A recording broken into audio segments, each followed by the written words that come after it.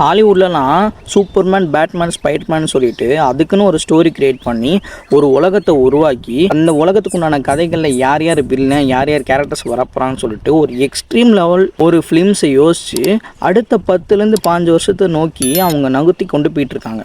இப்போ 2026 டிசம்பரில் டூம்ஸ்டே அப்படின்ற ஒரு மிகப்பெரிய ஒரு படைப்பை மார்வல் கிரியேட் பண்ணியிருக்காங்க. ஏன் தமிழ் சினிமா அந்த மாதிரி மூவிலாம் எடுக்க மாட்டாங்கன்னு யாராவது யோசிச்சிருக்கீங்களா? இந்த கேள்வி உங்களுக்குள்ளே இருக்குல்ல, எனக்கும் இருக்குது. அதற்கு என்ன விடை அப்படின்னு தேடி பார்க்குறப்ப தமிழ் சினிமாவில் சூப்பர் ஹீரோ ஃபிலிம் எடுக்கிறதுக்கான முயற்சிகள் எடுத்திருக்காங்க. ஆனால் அந்த படம் நினச்ச மாதிரி போகலை. அதற்கு காரணம் அந்த டேரக்டரோ இல்லை அந்த மூவியோட ஸ்கிரிப்ட் கான்செப்டோ இல்லை அந்த படத்தை எடுத்த விதமோ கிடையாது. அதற்கு காரணம் அந்த படம் ரிலீஸ் ஆன சூழல், அந்த டைமில் மக்கள்கிட்ட இருந்த மைண்ட் செட். இது ரெண்டும் தான் தமிழ் சினிமாவில் சூப்பர் ஹீரோ ஃபிலிம்ஸ்க்கு உண்டான அடித்தளத்தை சுக்குநூறாக நொறுக்கிடுச்சு. நிறைய பேருக்கு தெரிஞ்சிருக்கலாம், தெரியாமலும் போகலாம். கோலிவுட்ஸ் ஃபஸ்ட்டு சூப்பர் ஹீரோ ஃபிலிம்னு சொல்லிட்டு கூகுளில் சர்ச் பண்ணி பார்த்தீங்கன்னா ஒரு மூவி வரும். அந்த மூவி தான் நம்ம தமிழ் சினிமாவில் முதல்ல சூப்பர் ஹீரோ ஃபிலிம்க்கு உண்டான அடித்தளத்தை போட்ட மூவி. அந்த மூவி ஒரு மிகப்பெரிய ஒரு இயக்குனரால் உருவாக்கப்பட்டது. அந்த மூவி என்ன நீங்கள் சர்ச் பண்ணி பாருங்கள். தமிழ் சினிமாவில் ஒரு யதார்த்தமான ஒரு மனிதன் சூப்பர் ஹீரோவாக மாறினா எப்படி இருக்குன்ற கற்பனையோடு அந்த இயக்குனர் எடுத்திருந்தார்.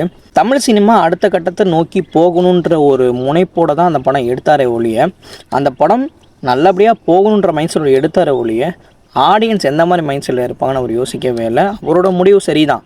ஆனால் ஆடியன்ஸ் எல்லாருமே கமர்ஷியல் சினிமாவை நம்பி தான் இருந்தாங்க. தமிழ் சினிமாவில் ஒரு புது முயற்சிகள் ஒரு இயக்குனர் எடுத்துகிட்டு வர்றாரு அப்படின்னா அந்த படம் பெருசாக போகிறதே கிடையாது.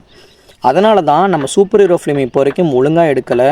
அதனால தான் ஒரு புது முயற்சி ஒரு இயக்குனர் பண்ணுறாரு அப்படின்னா அதை ஆதரிக்காமல் விட்டுருக்கோம். அதனால தான் 1000ல் ஒருவன் மாதிரி ஒரு படம்லாம் ரிலீஸ் ஆன டைமில் பெருசாக போகலை.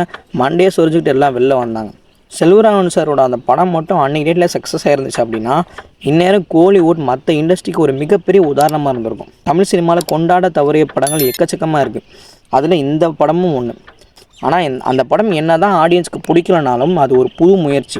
அந்த புது முயற்சியை சின்னதாக வரவேற்பு கொடுத்துருந்தாங்க அப்படின்னா தமிழ் சினிமா எங்கேயோ போயிருக்கும். நான் சொல்ல படம் உங்கள் மைண்டில் இருந்துச்சு அப்படின்னா கமெண்ட்ஸில் சொல்லுங்கள். அந்த படத்துக்கு மட்டும் தமிழ் சினிமா ஆதரவு தெரிவிச்சிருந்தாங்க அப்படின்னா மற்ற இண்டஸ்ட்ரியை கம்பேர் பண்ணுறப்ப நம்ம இண்டஸ்ட்ரி யாரோட காம்படிஷனில் இருந்திருக்காது. அந்த படத்தை என்னென்னு கூகுள் சர்ச் பண்ணி பாருங்கள். பார்த்தீங்கன்னா கமெண்ட் செக்ஷனில் சொல்லிட்டு போங்க.